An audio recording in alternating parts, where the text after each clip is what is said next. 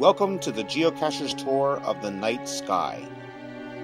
Geocachers typically have their eyes pointed downward while they hunt for treasures often hidden on solid ground. But tonight, we turn our attention to the skies above in a quest to discover a few of the amazing treasures hidden among the heavens.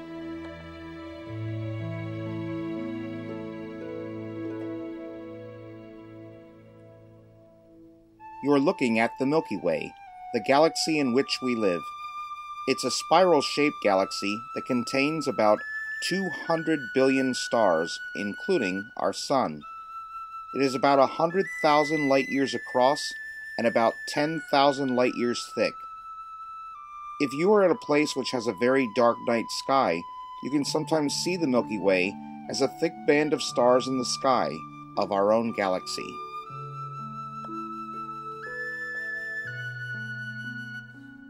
For the first stop on our tour, we'll turn our attention towards one of the most popularly known constellations in the northern sky, the Big Dipper, or Ursa Major. Within this constellation, Winnek 4, a double star, is found.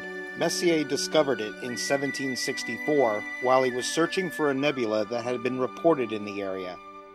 Not seeing any nebula, Messier cataloged this double star instead. It was later rediscovered by Winnek in 1863. Some double stars are physically linked by gravity, but it is believed that Winnek 4 is only an optical double, with one star much farther from the Earth than the other. Our next stop is a globular cluster in the constellation Serpens known as M5. Discovered by Gottfried Kirch in 1702, M5 is barely visible to the naked eye as a faint star. Binoculars will identify the object as something more than a star, while larger telescopes will reveal individual stars. Kirch discovered it when he was observing a comet. Now known to be 165 light-years in diameter, M5 is one of the largest globular clusters known, and has a gravitational sphere with a radius of about 200 light-years. Now we return to Ursa Major to visit a planetary nebula found there known as the Owl Nebula. Discovered by Pierre Méchain in 1781, the nebula gets its name due to its owl-like eyes when viewed through a large telescope under dark sky conditions. The eyes are also easily visible through photographs taken of the nebula. The Owl Nebula is one of the most beautiful deep sky objects in the night sky. The Black Eye Galaxy, also called the Sleeping Beauty Galaxy, was discovered by Edward Pigott in March 1779, and independently by Johann Elert Bode in April of the same year, as well as by Charles Messier in 1780. It has a spectacular dark band of absorbing dust in front of the galaxy's bright nucleus, giving rise to its nicknames of the Black Eye or Evil Eye Galaxy. It is well known among amateur astronomers because of its appearance in small telescopes. It is a spiral galaxy in the Coma Berenices constellation. Next, we turn our eye toward the constellation Sagittarius and NGC 6864, a globular cluster found in that constellation.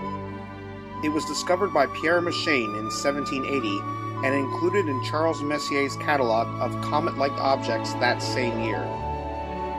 At a distance of nearly 70,000 light-years away from Earth, NGC 6864 is one of the most densely concentrated clusters known. Its absolute magnitude is at about -8.5, nearly 200,000 times more luminous than our Sun. For our next stop, we turn our eyes toward the constellation of Ophiuchus and visit M10, another well-known globular cluster. Discovered by Messier in 1764, it was described as a nebula without stars, but later study revealed it as a globular cluster of thousands of stars. Our next stop is actually outside of our galaxy, It's the Whirlpool Galaxy. This amazing object is a favorite for amateur astronomers. It's an interacting spiral galaxy located about 23 million light-years away in the constellation Canis Venatici. This galactic duo is easily observed with binoculars. The Whirlpool Galaxy is also a popular target for professional astronomers who study it to further understand galactic structure and interaction. Our final stop on this tour is the magnificent Lagoon Nebula, a giant interstellar cloud in the constellation Sagittarius. The Lagoon Nebula is classified as an emission nebula. The Lagoon Nebula was discovered by Guillaume Legendre in 1747 and is one of only 2 star-forming nebulae visible to the naked eye from our location. Seen with binoculars, it appears as a distinct cloud-like patch with a definite core.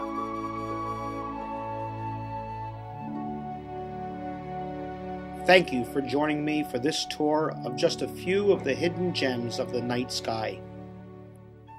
The next time you're out caching at night, take a moment to think of the many special sights hidden overhead, and perhaps turn your eyes skyward to enjoy them too. The night sky is filled with treasures to discover. May all of your explorations on Earth be as pleasant.